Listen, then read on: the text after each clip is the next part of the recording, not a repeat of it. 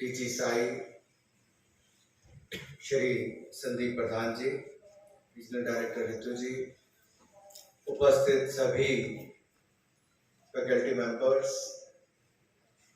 उपस्थित सभी coaches, staff members, students, athletes और मीडिया से आए हुए मेरे प्रिय मित्रों, मैं सबसे पहले तो आप सबको शिक्षक दिवस के अवसर पर बहुत बहुत बधाई और बहुत बहुत शुभकामनाएं देता हूं। It's an honor and privilege for me as well to address you on the Teachers' Day celebrations today.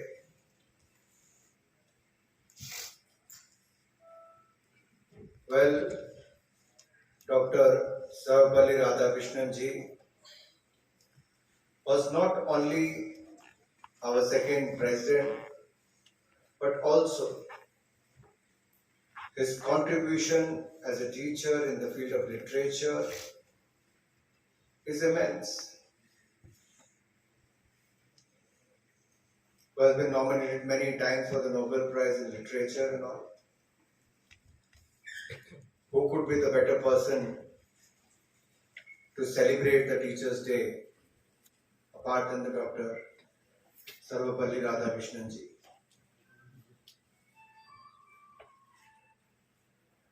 In the morning when I was boarding the flight, I was talking to Sandeep ji that today is the Teachers' Day celebration and we'll be at Bangalore. My father was a professor for many years, and when we landed, I saw a tweet from Prasoon Joshi ji, and he wrote few beautiful lines which says a lot. जीवन में जब भी धैर्य टूटे तो याद करना उन शिक्षकों के चश्मों से झांकता स्नेह जो राह दिखाता रहे तुम्हारे चंचल भटक को। और मुझे कहीं ना कहीं अपने वो दिन याद आ गए जब मैं जालंधर में पढ़ता था, डीएवी स्कूल की दान मॉडल सीनियर सेकेंडरी स्कूल की टीम का एक हिस्सा था, पंजाब का कैप्टन रहा, नॉर्थ जोन का कैप्टन रहा और इंडिया चैंपियन भी रहे।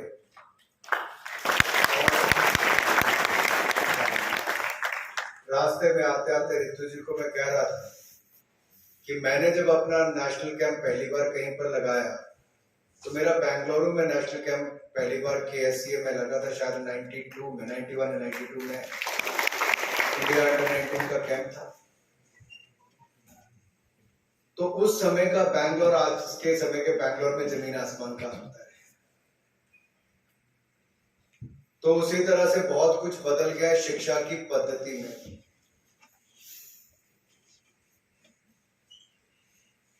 जो मेरे पिता उस समय प्रोफेसर के नाते पढ़ाते होंगे, आज के जो प्रोफेसर के सामने चुनौतियां होंगी अपने आप में बहुत बड़ी।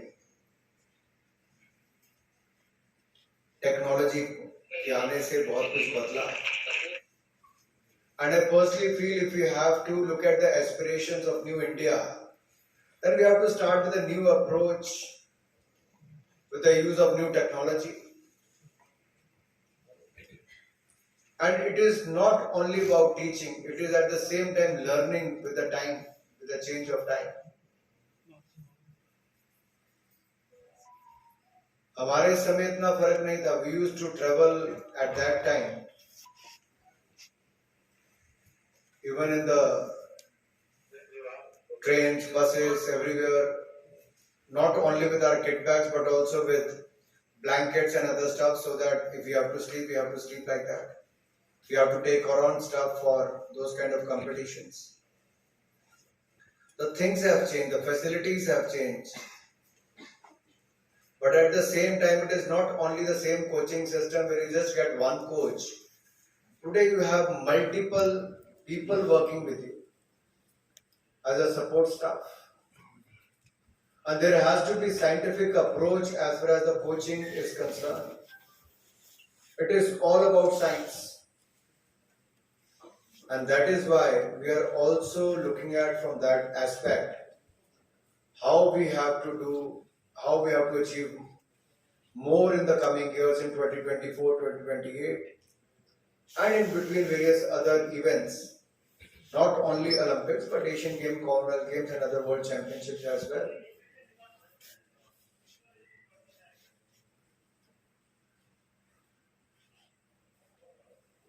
At times I see teachers or coaches, they become little rigid. They say, we know everything. Why are you telling us this or that? I think this need to change. Today someone is teaching you, tomorrow you will be teaching a lot of students. We should always work with an open mind. केवल ज्ञान ऐसे नहीं बढ़ना चाहिए, ज्ञान ऐसे भी बढ़ना चाहिए वाइडर. सोच बड़ी करके खुले मन के साथ, खुले विचारों के साथ देखेंगे तो बहुत फर्क पड़ेगा. मैं कई बार संदीप प्रधान जी को पूछता हूँ, आप तो रेवेन्यू सर्विस थे, IRS ऑफिसर थे, आपको खेलों में आने की क्या जरूरत थी? लोग तो भागते हैं IRS होने के लिए. इनकम टैक्स ऑफिसर लगेंगे तो कहीं ना कहीं पहुंचेंगे. देखो सबके मन में खुशी आ गई, वो समझ गए क्या मैं कहना चाहता हूँ.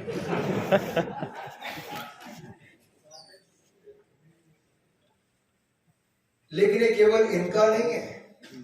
बहुत सारे युवाओं से बात करोगे, they do their engineering, they do their medical, or they do other 20 other things. They get graduated. Then they think, no, this is not the passion I have to look for.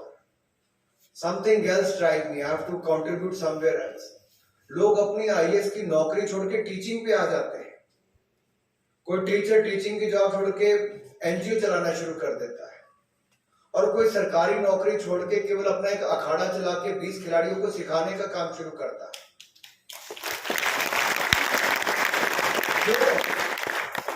कारण क्या है इसके पीछे? धारणा, सोच क्या है?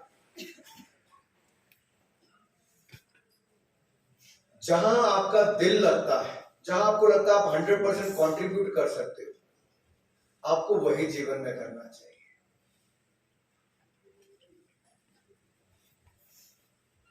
और ये मैं इसलिए कह रहा हूं कि केवल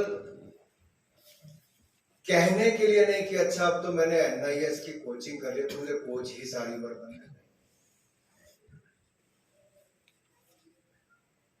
आपने NIS में आकर अगर डिप्लोमा लिया है तो आपके मन में ये होना चाहिए कि भारत के भविष्य के स्टार खिलाड़ी और ओलंपियन जो होंगे, जो मेडल जीतने वाले होंगे, उसमें मेरी भी एक बड़ी भूमिका रहने वाली है.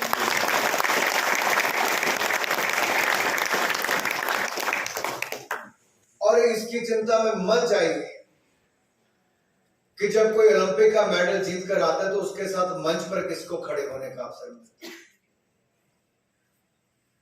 अगर शायद यही बात हर मां सोचती कि मेरा बेटा कल को या मेरी बेटी कहीं पहुंचेगी तो मेरा ही नाम ले, तो शायद वो स्कूल तक छोड़ने भी ना आए. लेकिन वो मां अपने से ज्यादा उस टीचर पर विश्वास करती है. जन्म देने वाली मां है, लेकिन जब वो अपने 3 साल के बेटे या बेटी को भी किसी स्कूल में छोड़ने जाती है तो एक पल के लिए भी पीछे मुड़कर नहीं देखती, क्योंकि उसको अपने से ज्यादा विश्वास उस टीचर पर होता है जो उसको संस्कार देता है. So we have to understand what are the expectations from the coaches. Why the players come to you? Why the parents leave their children with you so that you nurture them, you polish them, you make them to compete in those competitions where they should do well, not only as a good athlete but also as a good human being. That is very important. We need to fill more moral values into them. That helps. As an athlete, he will understand how to fight in the tough circumstances. किसी match में, bought में, game में आप कभी ऊपर होंगे, कभी नीचे होंगे। मानसिक तौर पर जो मजबूत होगा वो परिस्थितियों को संभाल लेगा। He will go through the up and downs during the various games, and that will further help him in his routine life or a post-athlete career, how to deal with the challenges of life.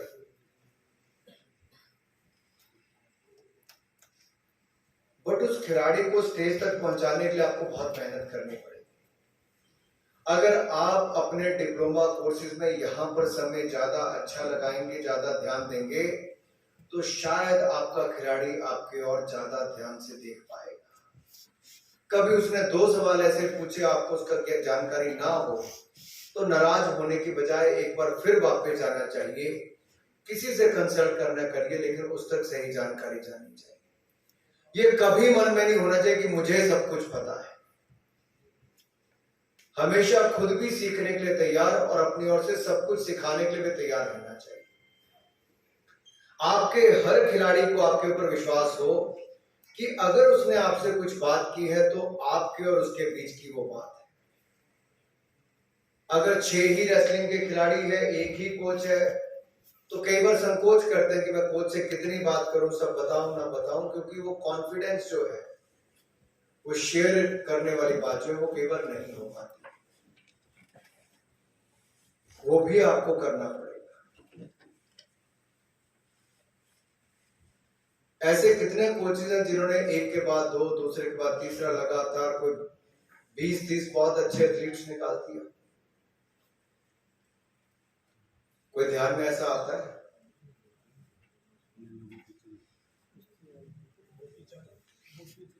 क्या धोनी के coach ने कोई 3 धोनी निकाल दिए? क्या तेंदुलकर के coach Achrekar ने जिन्हें उन्होंने कोई इतने खिलाड़ी एक साथ निकाल दिए?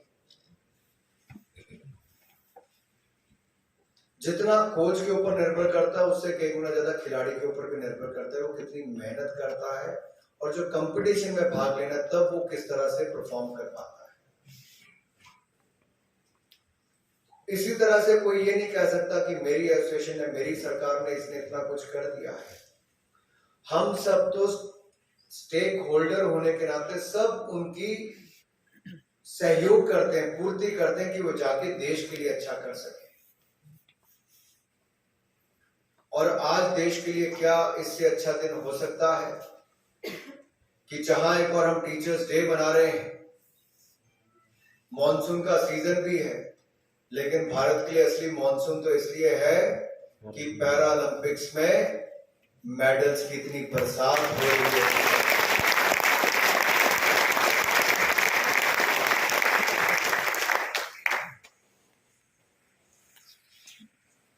जितने मेडल्स हमने पिछले 70 साल में जीते होंगे, उससे ज्यादा मेडल्स हमने टोक्यो 2020 पैरालंपिक्स में जीते हैं। ये उतने मेडल जीतने वाली तालियां तो है।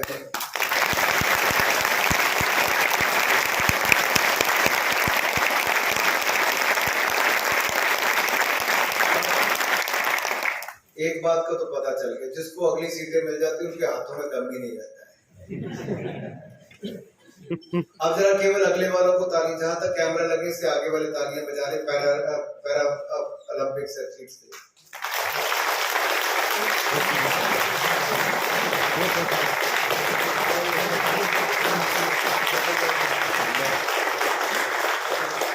अब जो हमारे डिप्लोमा होल्डर्स होने वाले, जरा उनका पता चले वो कैसे स्वागत कर रहे हैं।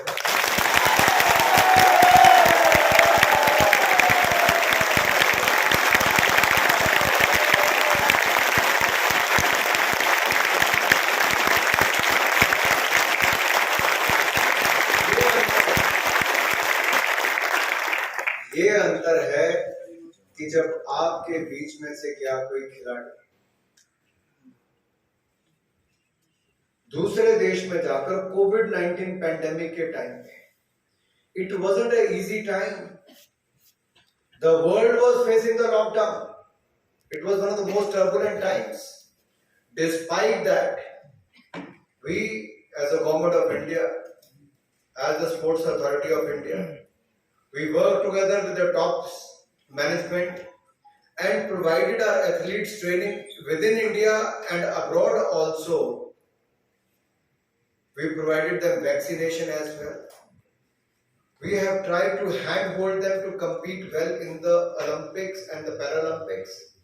And I'm glad to say, highest ever medal tally in Tokyo 2020 Olympics and Tokyo 2020 Paralympics as well.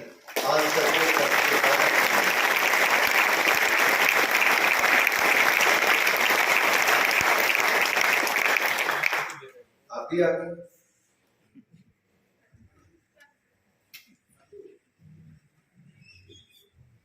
because I remember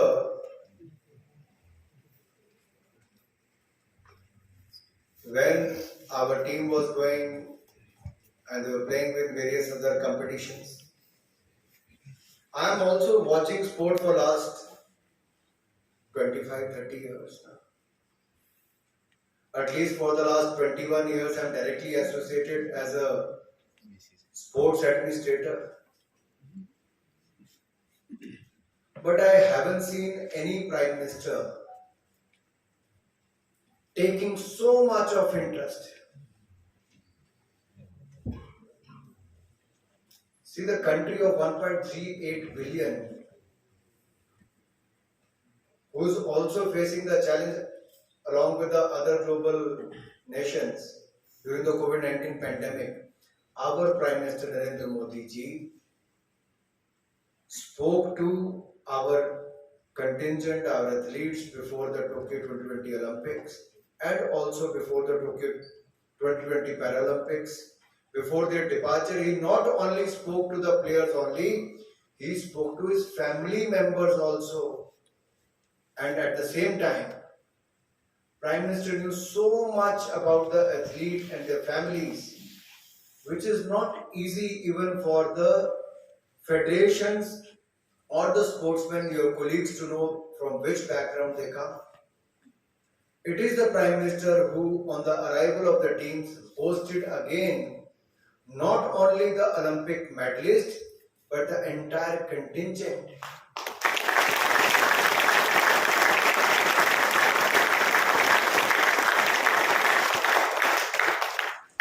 मैं प्राइम मिनिस्टर ऑफिस से पूछा कि प्रधानमंत्री जी कितना समय देंगे, चाय पे घर पे बुलाए, तो सबने कहा हो सकता है 45 मिनट 50 मिनट लगे।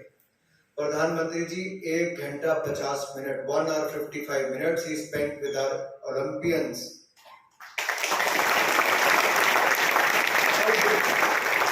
बेस्ट बात ये थी कि उन्होंने केवल मेडलिस्ट से, चैंपियंस के साथ ही नहीं बात की, जो अच्छा नहीं भी कर पाए उनसे भी उतना ही समय लगाया ताकि भविष्य में वो भी मेडल जीते, उनका मनोबल बढ़ाने का काम भी किया। तो नरेंद्र मोदी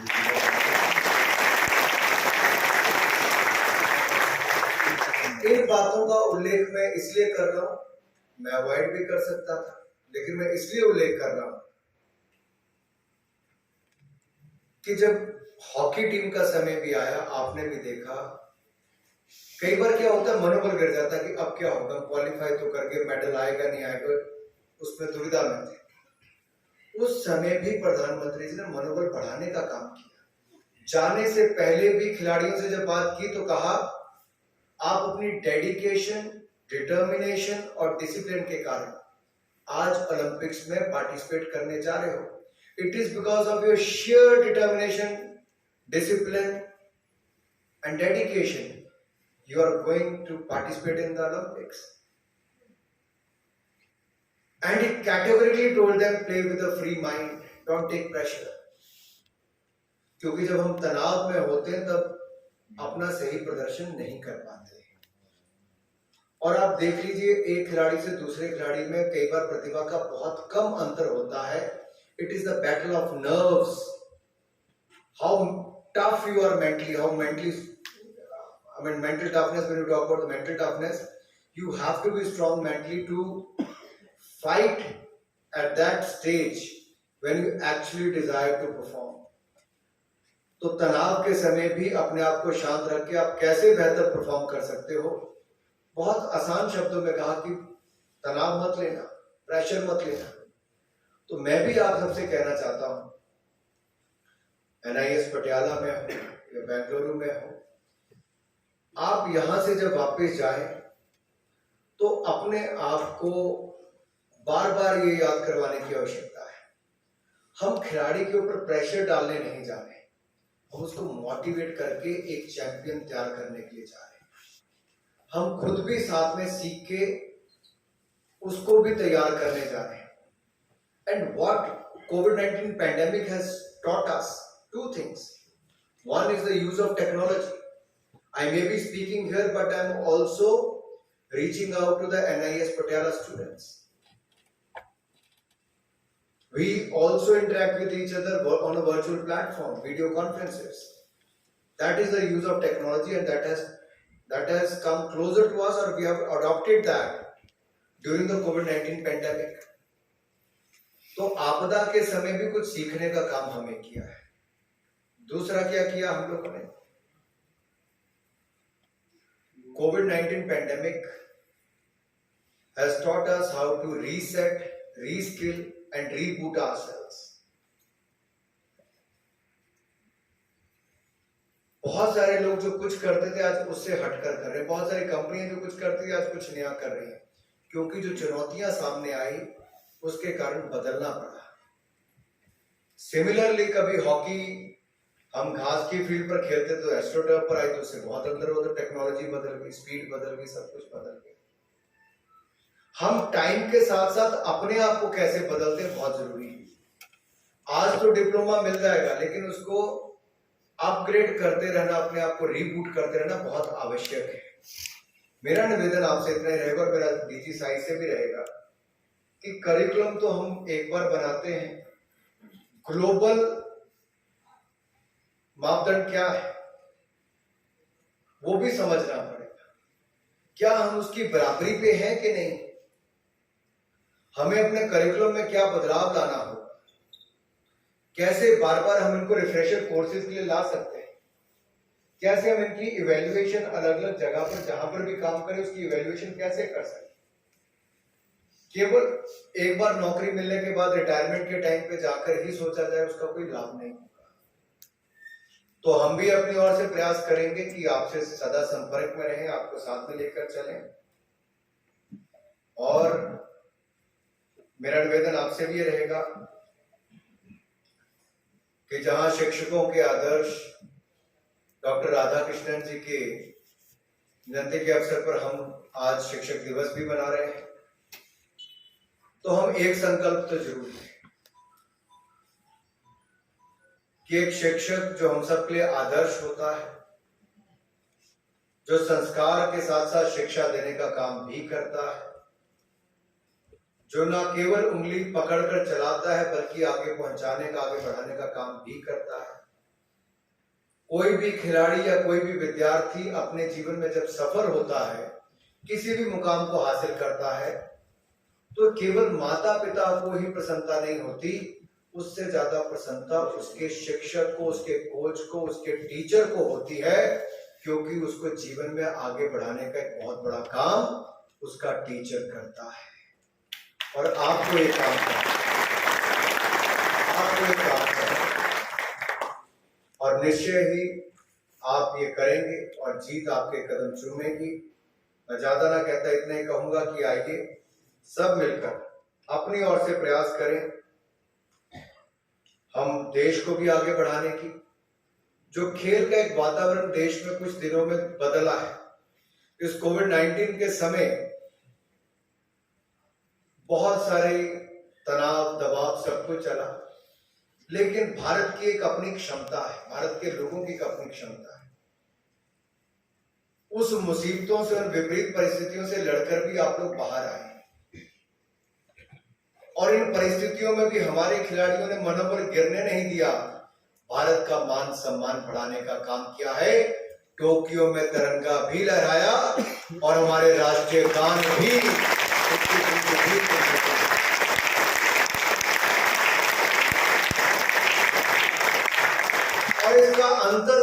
कहां पर आता है?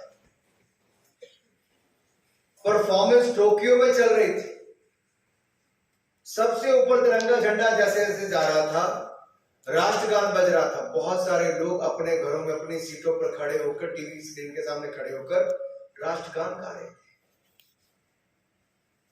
ये राष्ट्र में एक नई भावना जागृत हुई है कि हमारे एथलीट्स क्या क्या कर सकते हैं। कल तक दुकानों के बाहर जो बल्ले के लिए लाइन लगती थी, क्रिकेट का बैट लेना है, आज लोग कोई जैवलिन लेने के लिए जा रहा है, कोई दूसरा इक्विपमेंट लेने जा रहा है। क्यों? क्योंकि अलग अलग खेलों में अब नए चैंपियंस देखने का मौका मिला है, जो नए भारत को नई इंस्पिरेशन देने का काम कर रहे हैं। नहीं तो और क्या कारण होगा? हॉकी में हम 41 साल के बाद क्वालिफाई किए, मेडल जीता, और हमारी वुमेन हॉकी टीम ने तो, ऑस्ट्रेलिया शायद नंबर 2 पर है, भारत की टीम नंबर 9 पर है, हमने शायद आज तक कभी हराया नहीं, तो हमारी महिला हॉकी खिलाड़ियों ने उनको हराने का काम भी किया और देश का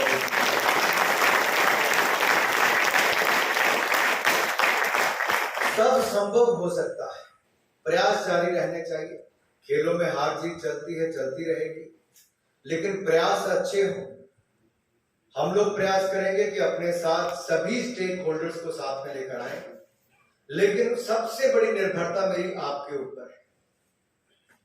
मैं आपके हाथों में भारत का सुनहरा भविष्य देख पा रहा हूं। आपके प्रयासों से ना जाने कितने लोगों को तराशा जाएगा जो वहां तक पहुंच पाएंगे। प्रधानमंत्री जी की सोच, target Olympic podium scheme, tops, एक कल्पना थी कि एथलीट यहां पर पहुंचे तो उसको किसी तरह की कमी ना आए। मैं अंजू बॉबी जॉर्ज से जब पीछे मिला तो उन्होंने कहा कि हमारे समय अगर इस तरह की सुविधाएं होती तो मैं ना जाने क्या कर देती। लेकिन आपको मैं विश्वास दिलाता हूं अंजू जी, जो हम आज दिला रहे हैं, इससे भी आगे बढ़ चढ़कर मोदी जी के नेतृत्व में खिलाड़ियों को दिलाएंगे।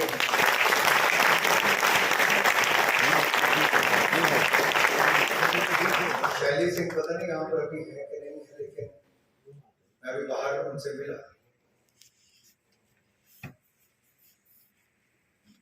0.1 सेंटीमीटर से रह जाना, दिल तो टूटता है इतनी कम उम्र में, लेकिन उनका कॉन्फिडेंस लेवल मैंने जब देखा तो मैंने आज ही कह दिया, मैं क्या ये रुकने वाली नहीं है, यहाँ पर ये आगे ही बढ़ने वाली है।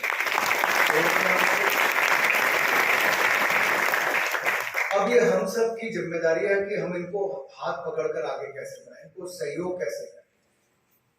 और देश के किसी भी कोने में आप जाएंगे, आप ये समझ लीजिए, मुझे कल मीडिया वालों के साथ मैं बैठा था दिल्ली में, सारे थे, मुझे किसी ने कहा कि आप प्राइवेट संस्थाओं का सहयोग ज्यादा मानेंगे कि फेडरेशन का मानेंगे, उनका आपस का तालमेल। मैंने कहा मेरे लिए 200 करोड़ रुपए देने वाला भी, 2 करोड़ देने वाला भी, 2 लाख देने वाला और 2 रुपए देने वाला भी, हर किसी की कंट्रीब्यूशन है खेल के। किसी ने पैसा नहीं भी दिया, अगर खिलाड़ी को जूतों की आवश्यकता थी वो दी, टी शर्ट की थी वो दी, ट्रेन की टिकट चाहिए थी वो दिया, और रहने की सुविधा दी या खाने के लिए भी कभी मदद की, तो शायद निचले स्तर पर तो उसकी जरूरत थी जब हाथ पकड़ा, उसको आगे बढ़ाने का अवसर दिया। मैं अपना स्कूल का समय देखता हूं, हमारे स्कूल के प्रिंसिपल थे, प्रिंसिपल सूद खेलों के लिए आउट ऑफ द वे जाके काम करते थे डीएवी में। हमारे मैथमेटिक्स के टीचर थे गुप्ता जी, मैं गुप्ता सर को कहता था कि सर मैथमेटिक्स कब पढ़ाओ, कहते जा तो पहले क्रिकेट खेल के फिर पढ़ाता, क्योंकि उनका रहता था स्कूल के लिए कुछ करो, स्टेट के लिए कुछ कर। लेकिन जब हम आते थे तब हमारे टीचर्स ने हमें अपनी छुट्टी होने के बाद भी ज्यादा समय दिया। मुझे आज भी याद है, मेरे इकोनॉमिक्स की टीचर थी, उन्होंने स्पेशल टाइम देना, आके 45 मिनट अलग से देने, कई बार 2-2 घंटे पढ़ाना, घर पे बुला के पढ़ाना कि नहीं तुम सारा साल खेलते हो, बहुत अच्छा करते हो, अब मेरा पढ़ाने की जिम्मेदारी तुम्हारी। तो शिक्षक दिवस के दिन पर भी अगर हम अपने टीचर्स को याद ना करें तो यह अन्याय होगा। आज मैं जहां पर भी हूं, मेरे जीवन में मेरे जितने भी कोचिंग शिक्षक रहे, मैं उनको नमन करता हूं, और ये आपसे कहता हूं कि आपके भी जितने स्टूडेंट्स आगे आएंगे, आप उनको पढ़ाइए, सिखाइए, खिलाइए और आगे बढ़ने का अवसर दीजिए। आप सब जुड़े, आप सबको बहुत बहुत शुभकामनाएं। धन्यवाद माननीय मंत्री महोदय जी, आपने हमारे सभी डिप्लोमा शिक्षार्थियों का मार्गदर्शन बहुत ही सरल शब्दों में किया। आपका बहुत बहुत धन्यवाद।